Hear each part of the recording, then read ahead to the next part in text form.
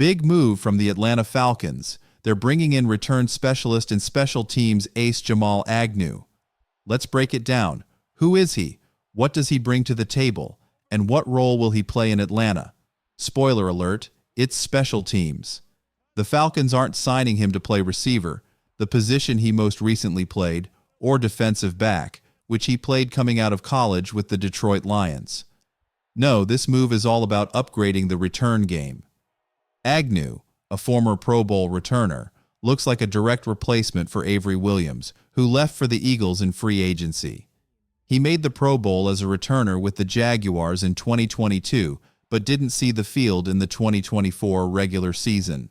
He had a brief stint on the Steelers' practice squad late in the year, but never got elevated to the active roster. And as far as offense goes, he's barely been a factor. Agnew started his career at cornerback before transitioning to wide receiver, but his offensive snaps have been minimal. 9, 31, 10, 3, 20, 29 in his last games. This isn't about giving Michael Penix Jr. another weapon in the passing game. This is about special teams, plain and simple. And it makes sense. The league's new kick return rule was initially a one-year trial, but signs point to it sticking around. Teams are putting more emphasis on finding explosive returners, and the Falcons clearly felt they needed an upgrade. They've lacked a real spark in the return game, and Agnew could be the guy to change that. Agnew gives the Falcons a potential game changer in the return game, someone who can consistently flip the field, something they've been lacking for a while. It's hard to dislike this move, especially at the price. According to Mike Garafolo, it's a one-year deal worth up to $2.5 million, likely filled with incentives. Low risk, decent upside. But let's be clear, this doesn't guarantee him a roster spot. He's going to have to earn it in camp. That said, his special teams value makes him a strong candidate to stick around. Now, looking at Atlanta's free agency approach as a whole, it's been relatively quiet. They haven't gone all in on major signings. The biggest deal so far? Divine Diablo at $14 million over 2 years. Leonard Floyd also came in on a one-year $10 million contract, and while Mike Hughes signed a 3-year $18 million deal, that's technically a re-signing, with just under $10 million guaranteed. Realistically, it functions more like a one-year, $9.6 million deal. That's left some Falcons fans a little frustrated. They wanted to see more aggressive spending, especially on defense. But here's the thing. Was there really a defensive end or outside linebacker worth breaking the bank for? Josh Sweat was available, sure, but he landed with the Cardinals. And there's no guarantee he would have come to Atlanta even if the Falcons had matched Arizona's offer. Sometimes fans assume a team just has to make an offer and the player will accept. But Sweat had ties to Jonathan Gannon in Arizona, and that likely played a big role in his decision. This was a rough offseason to need a quarterback or a pass rusher. So, for all the criticism the Falcons took last year for drafting Michael Penix Jr., just imagine if they had gone into this offseason needing both a quarterback and an edge rusher. That would have been a disaster. They'd be staring down the first overall pick in 2025 if that were the case. As for the defense, here's how things stand for now. Of course, the draft will bring changes, new faces, new additions, but this unit still needs some serious work. One of the more intriguing battles to watch? The inside linebacker competition between Troy Anderson and Divine Diablo. Diablo adds some much-needed speed, which was a glaring issue last season.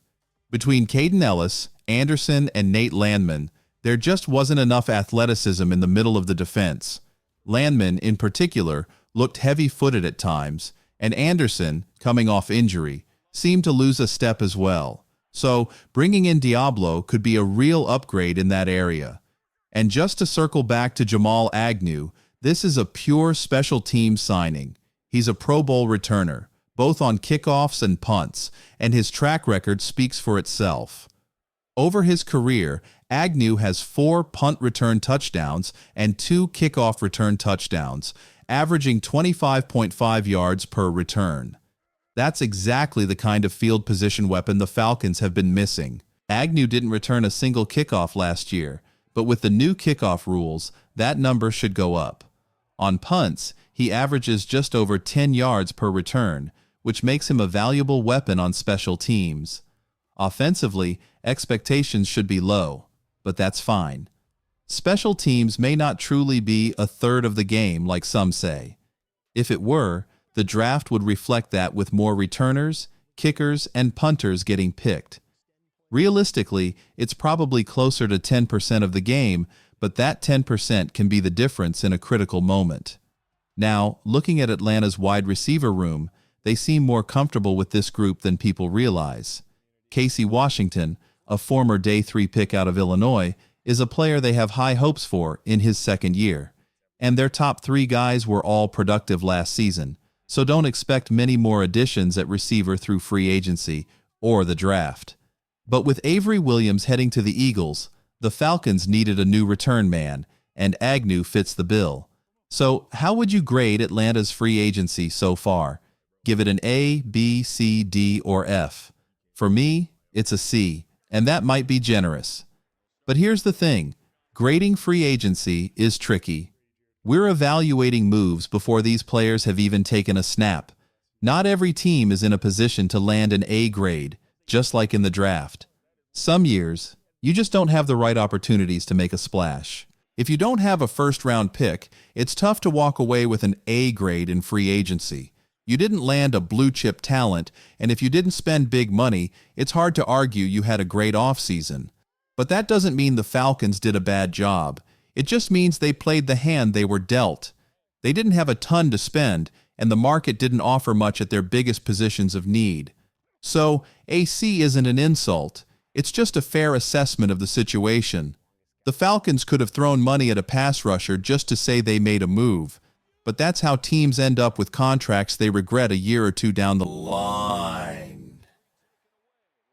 I never thought I'd be defending Atlanta for not being more aggressive at edge rusher, but let's be honest.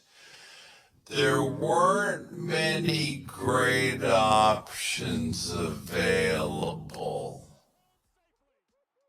They did land Leonard Floyd, so it's not like they sat on their hands and did nothing.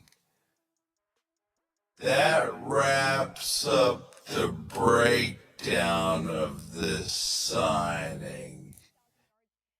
Thanks for tuning in.